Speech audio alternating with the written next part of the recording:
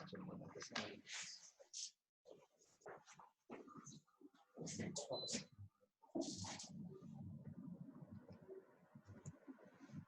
morning, all. How are you, students? Hope you are safe in the COVID-19 lockdown and utilizing the time for your future exams and all. Today, I am going to talk about the genus Salmonella, which is a very important bacterial group in tropical countries.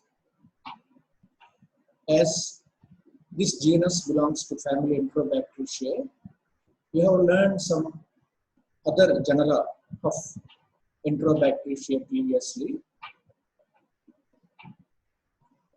Coming to history, Carl Joseph Ebert was a German pathologist and first observed this typhoid bacilli in the mesenteric lymph nodes of fatal cases of typhoid fever in the spleen.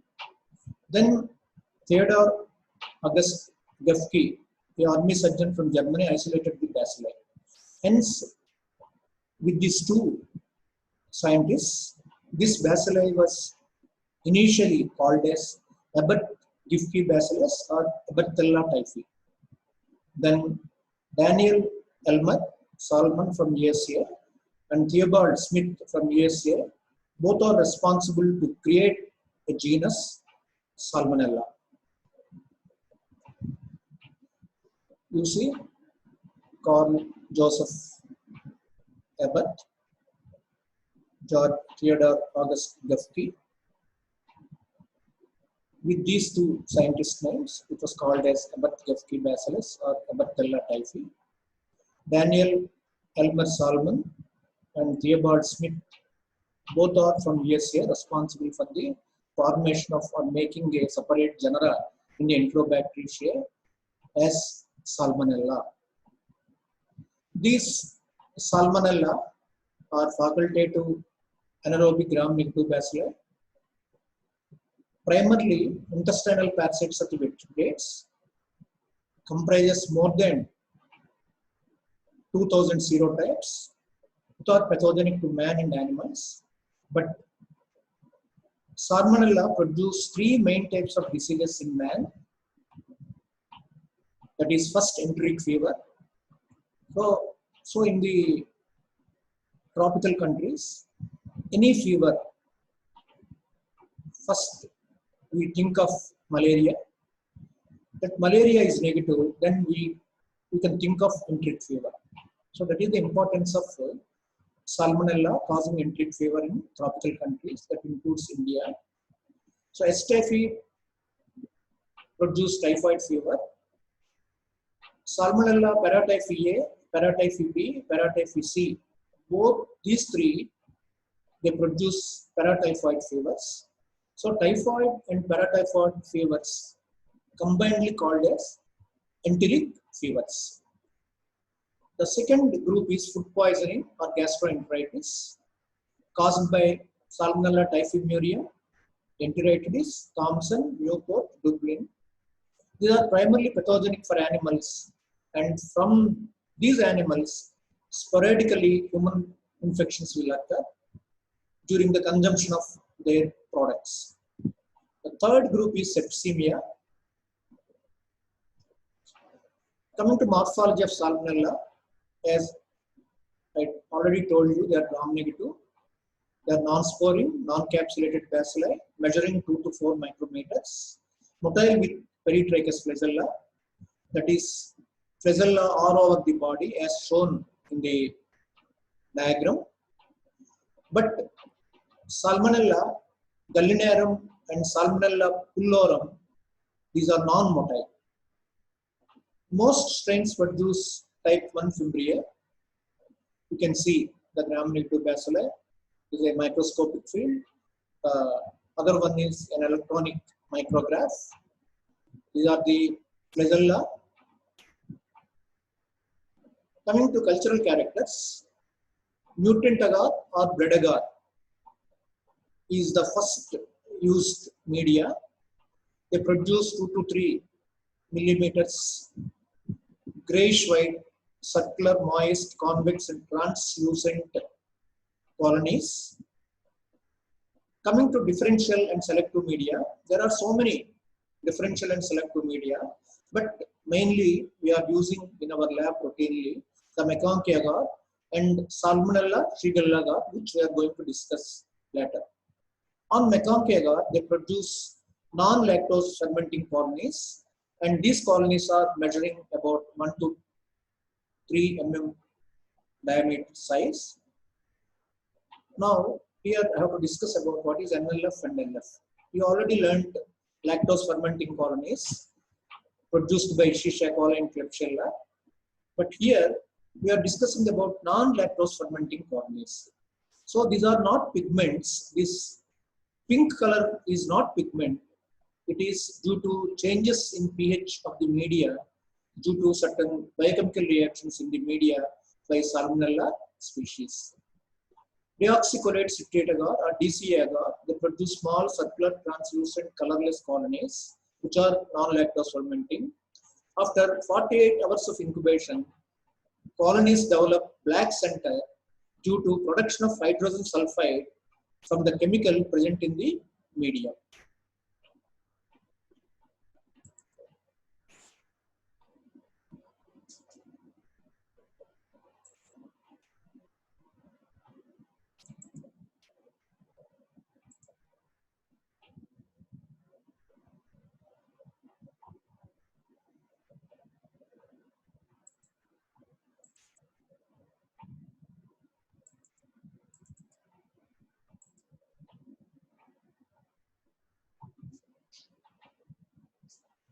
ఒకసారి కుమార్ పరిగెత్తి రమ్మని పోయింది కుమార్ కాదు గిరీష్ గిరీష్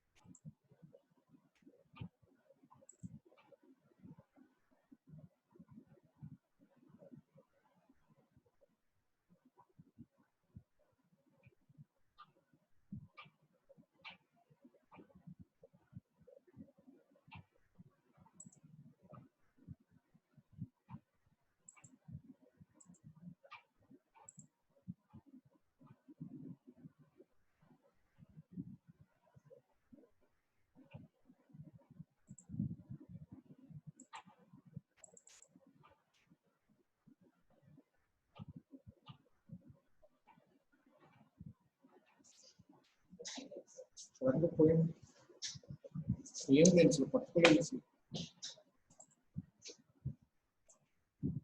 అలాగే పోయింది ఏంటి ఏం చేయాలి మళ్ళీ ఏది క్లోజ్ చేసేది అక్కడ ఆ విండో అదే sir normal Now coming to DCA, you will see non-lactose fermenting colonies with black centers due to production of hydrogen sulfide from the chemical present in the DCA. So here you can see the non-lactose fermenting colonies of the Salmonella. Here just I want to show the difference between lactose fermenting colonies and non-lactose fermenting colonies. These colonies may be Escherichia coli, these colonies may be Salmonella. On nutrient agar, you will see translucent colonies. On DCA, you will see lactose, non-lactose fermenting colonies with black colonies due to production of hydrogen sulfide. Coming to Wilson and Blair's bismuth sulfide medium, what we call WBBS medium, you will see jet black colonies with metallic sheen due to production of hydrogen sulfide. The next one is xylose lysine deoxycholate agar or XLD agar. The hydrogen sulfide positive serotypes of Salmonella produce red colonies with black center. Hydrogen sulfide negative serotypes of Salmonella produce red colonies without black center. So here the hydrogen sulfide production is important for the pathogens. On Wilson-Blair medium, you will see jet black colonies. On XLD, you will see the red colonies with black center. Now, in the beginning, I told you, in the routine laboratory, we are using mutant agar, bread agar, MacConkey agar, and Salmonella Shigella agar. That is what we call SS agar. Highly selective medium. Colorless colonies with black centers are seen if they are Salmonella. The same medium is used for Shigella, which will produce colorless colonies or non-lactose fermenting colonies without black colonies. Actin enteric or HE agar, you will see blue-green colonies with black centers. This is the actin enteric agar. Now coming to enrichment medium, because the specimen for isolation of Salmonella is feces, and in case of antibodies, it is blood. But we are talking about the feces. If you inoculate feces directly on the medium, whether it is a selective medium or a mutant agar, the Salmonella will be inhibited by the overgrowth of common cells like Escherichia coli.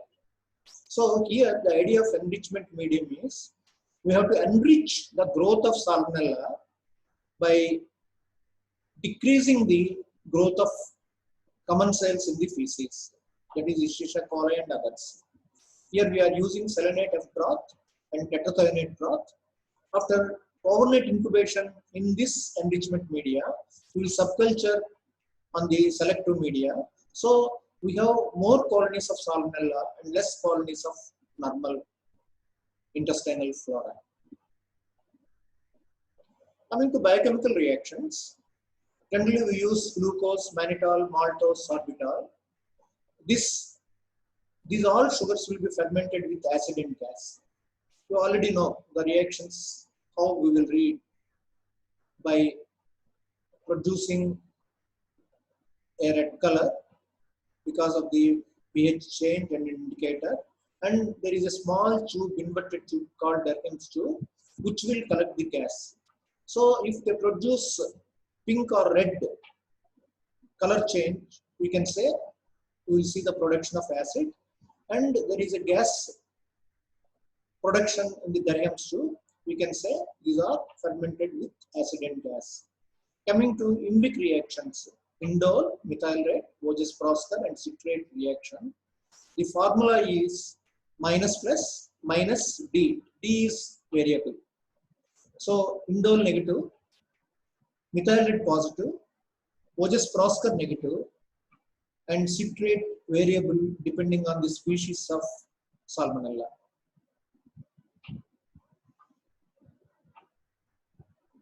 All produce hydrogen sulfide except the strains of Salmonella paratyphiae and Salmonella calrasulus, and they don't hydrolyze urea, don't deaminate phenylalanine, and they carboxylate lysine, arginine, ornithine. S type S paratyphiae do not decarboxylase lysine and ornithine. These are the amino acids. Susceptible to physicochemical agents, killed by moist heat, pasteurization, boiling, chlorination of water. Polluted water, they survive for weeks. Polluted ice, they survive for months. So you should be careful not to use in the fruit juices which sold outside on the roads with the polluted ice. Coming to antigenic structure is very important because basing on the antigenic structure, we formulated a diagnostic test called Vidal, which we are going to discuss later when we are coming to lab diagnosis. Now there are three types of antigens: Flagella H antigens, somatic O antigens, and fimbrial F antigens, and occasionally the surface antigen, which we call VI, virulence antigens in certain species. Coming to H antigens, found only in the genus but not shared with other Enterobacteriaceae. They are heat, alcohol, and acid labile but well preserved in formalin. Strongly immunogenic and corresponding antibodies are IgG. Now coming to Widal test, H suspension prepared by addition of formalin to young motile broth cultures. This formalin will destroy the O antigens, keeping the H antigens on the flagella as it is. H agglutination occurs rapidly at 37 degrees centigrade, appears a loose cotton woolly clumps. So in the tubes which we are going to do this Widal test, this agglutination, H agglutination positivity will be appears as loose cotton woolly clumps in the bottom. These H antigens are seen in two alternative phases. Phase 1 antigen, phase 2 antigen. Phase 1 antigen, specific phase, specific for a serotype or shared by a few serotypes only, designated by small letters A to Z. This is very important in the Widal test, which we will discuss when we are coming to Widal test. Phase 2 antigens, non-specific phase, widely shared, designated by Arabic numericals 1 to 12.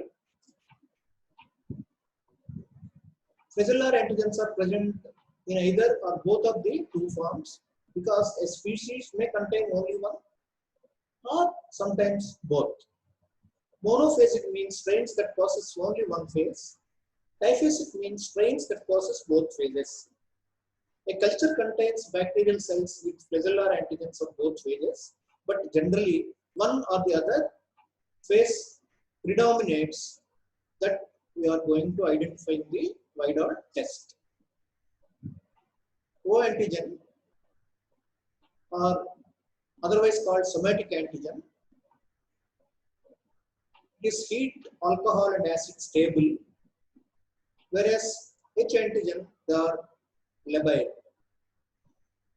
It is lipopolysaccharide complex, present both in motile and non-motile bacilli, whereas H antigen present only in the motile bacilli. It will not be seen in non-motile Salmonella like Salmonella pullorum gallinarum. Widal test, O suspension is prepared either from non-motile strains or motile strains which will be treated by heat or alcohol. Exhibits cross reactions with other members of the Enterobacteriaceae, less immunogenic, corresponding antibodies are IgM. O agglutination occurs slowly at 50 to 55 degrees centigrade. There are 67 O antigens designated by Arabic numerals. VI or virulent antigen envelopes the O antigen. It is present over the O antigen and renders bacterium inagglutable by O antiserum when we are doing agglutination with O antiserum if this VA antigen is present. F antigens carried by Salmonella and Fimbriae share these antigens with Citrobacter. Coming to antigenic variations, exhibit phenotypic and genotypic variations. H2O variation. Flagellate strains give rise to non-flagellate strains. H strain is motile, O strain is non-motile. V to W variation. Freshly isolated strains of S. type carry virulence antigen which masks O antigen. So this V antigen will become W antigen when it loses. V form cultures agglutinable with VI antiserum, but not with O antiserum. And the W form cultures agglutinable with O antiserum. Coming to the SR variation, smooth to rough variation associated with changes in clonal morphology from smooth to rough.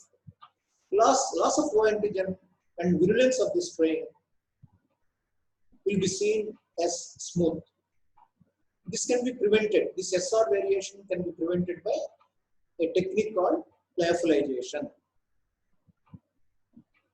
Here just I want to show you the Craigies tube and U tube to test the motility, whether the Salmonella isolated is motile or non-motile.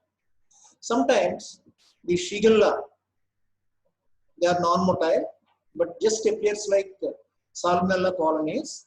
To test that the motility, the first thing is microscope, the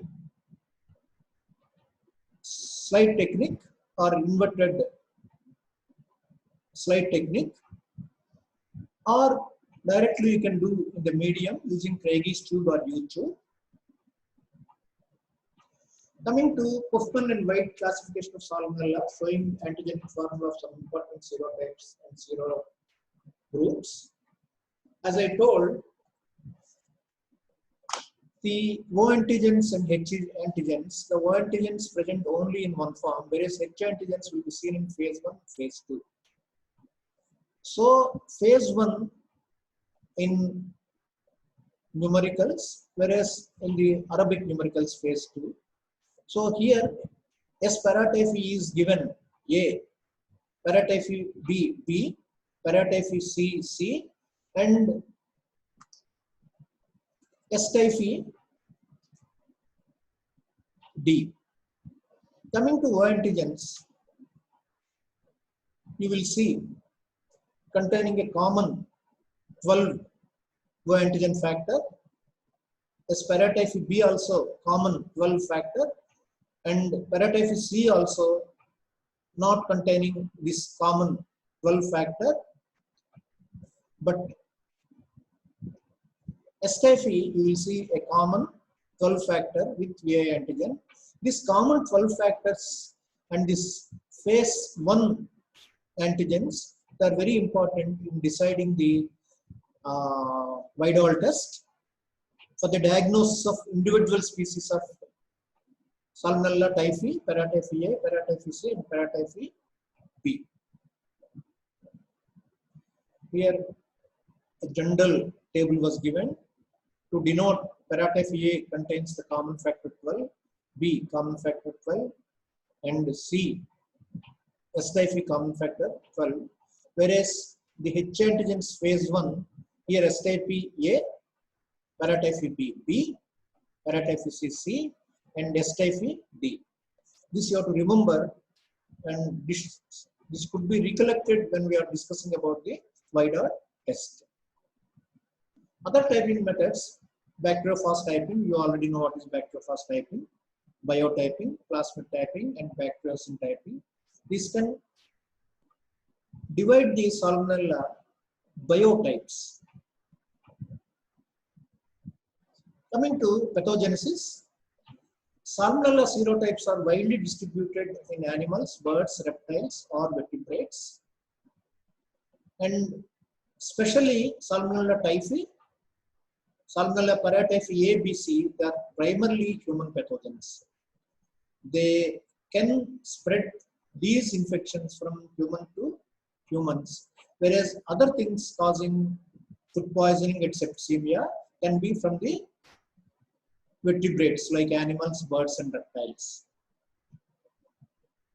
Mode of infection is by ingestion, generally fecal-oral route. The food or water contaminated with human or animal excreta is taken by mouth or hands of the carrier or poultry and eggs.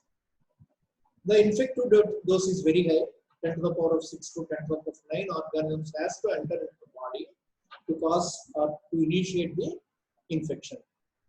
There are 3 clinical syndromes we already discussed in the beginning: enteric fever, that is typhoid and paratyphoid fevers, food poisoning, and septicemia. The clinical entity includes a typhoid fever produced by Salmonella typhi, paratyphoid fevers produced by Salmonella paratyphi ABC, and also by Salmonella enteritis, which also produces food poisoning. This is a very rare serotype. Infection due to S typhi and paratyphi A is prevalent in India. So when we are doing Widal test, we mainly detect the S typhi and paratyphi A in the Widal test. Typhoid fever. What is typhoid fever? This is by Salmonella typhi or paratyphi, which are both combinedly called as enteric fever, with an incubation period of 10 to 14 days. Mode of infection is fecal-oral route. Typhoid fever, how it occurs? Pathogenesis. Ingestion takes place. It reaches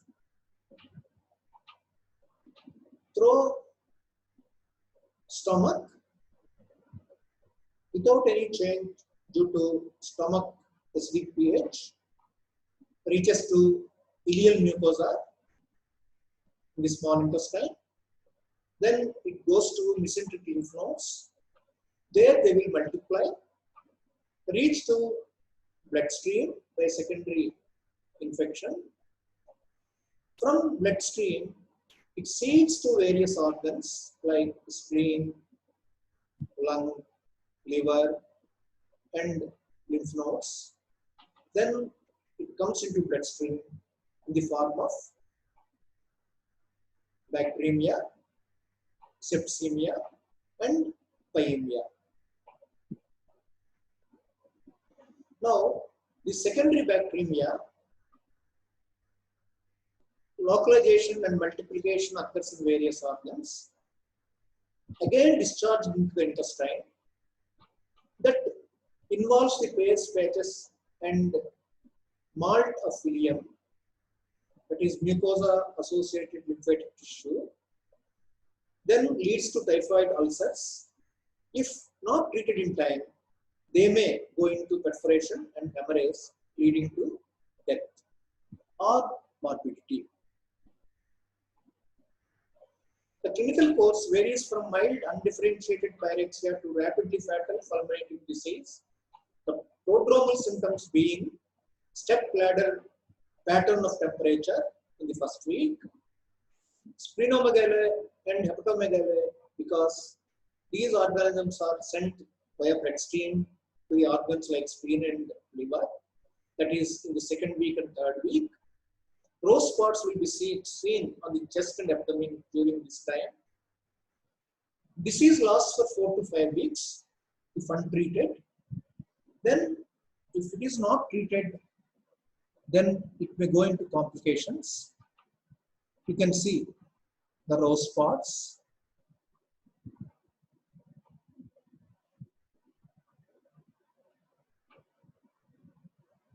The complications include intestinal perforation, hemorrhage, circulatory collapse due to disseminated intravascular coagulation of the gram-negative septicemia. Other complications include cholecystitis, because chronically these bacteria will stay in the gallbladder, produce arthritis, periostitis, nephritis, hemolytic anemia, venous thrombosis, peripheral neuritis, and osteomyelitis. These are all rose spots on the abdomen of the infected person. Ulcerated Peyer's patches. You can see the enlarged ulcerated Peyer's patches. You can see the live dissected intestine because of numerous Peyer's patches.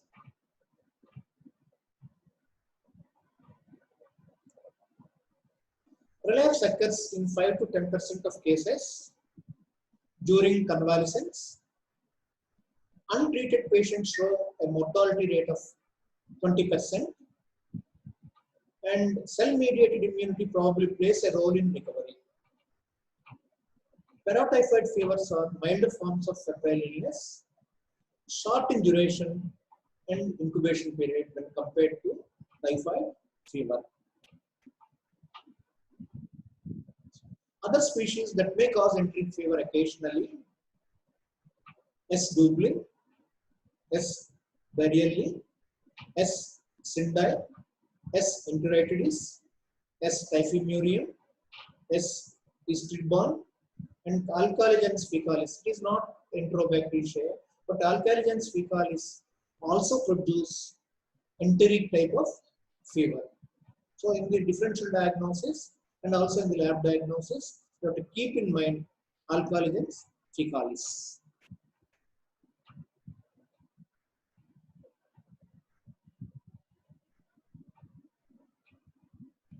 Now coming to lab diagnosis, generally we have to do a general blood picture, an isolation and identification of causative agent from a specimen of patient. So many times I used to tell, lab diagnosis means you have to think of two things in the mind. One is direct evidence, other is indirect evidence. The direct evidence is possible, wherever possible, you have to think of. Here, there is a possibility of direct evidence that you have to show the Salmonella species either in the blood or in the feces or in the urine, either directly or indirectly by growing in the medium. Other indirect methods of demonstration of circulating antigen or demonstration of circulating antibodies. We will see here how the demonstration of circulating antigen and antibodies are diagnosed in the enteric fevers. Coming to blood picture, leukopenia, generally the WBC count will be lowered to 2000 to 2500 cubic ml. You will see lymphocytosis predominates. Isolation of causative agent, whether S-type or paratype A or paratype B or paratype C.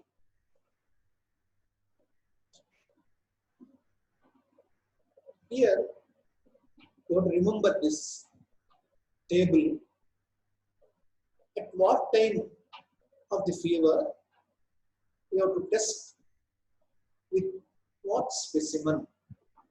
Materials for examination at different phases of enteric fever. Stage 1, examination. Results, you will get % positive. First week, you have blood culture. You will have 95% of the positivity will be seen. And coming to blood picture, you will see leukopenia with relative lymphocytosis as we discussed just now. Second week, blood culture 40 to 50%. Widal test, you have low titer antibody because it takes some time for the formation of antibodies that will be tested by this Widal test in the second week. Third week, Widal test is 100% positive because the antibodies were fully formed and they will give a good amount of positivity. Blood culture here 15 to 20% positive because by this time majority of the organs will be engulfed by our own immunological system and decrease the bacterial load. Stool and urine culture here 80% positive. By this time in the third week they will concentrate in the stool and urine. Fourth week, Widal test again 100% positive. Stool and urine cultures 19% positive. Blood culture here 5 to 10% positive. So what we have to remember is, first week the patient comes with a history of enteric fever. If you feel it is enteric fever, you have to ask for a blood culture which will give 95% positivity. In the second week and third week, you will avoid the Widal test. Third week, you will prescribe a Widal test rather than a blood culture. You will get 100% positivity. Fourth week, these are all what I am talking for the untreated cases. Fourth week, Widal test will be 100% positive. Stool and urine culture will be 90% positive. Blood culture will be only 5 to 10. So we will not prescribe blood culture on the fourth week of suspected enteric fever. So next time we will discuss in the next class in detail about the Widal test. Here we will stop. Thank you.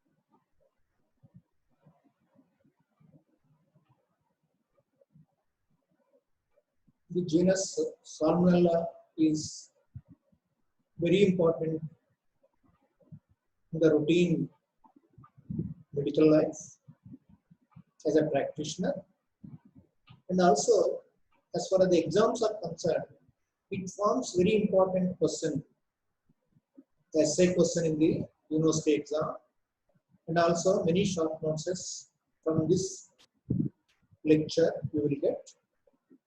The essay question being in the form of define enteric fever. What are the causes of enteric fever? Write in detail about the lab diagnosis of enteric fever. Mention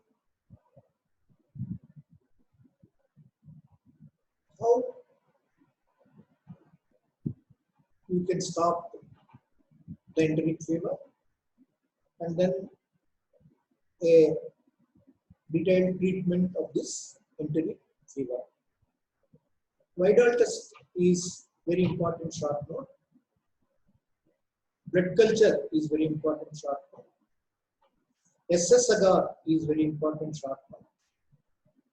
And you may get some important 2 marks questions from this topic.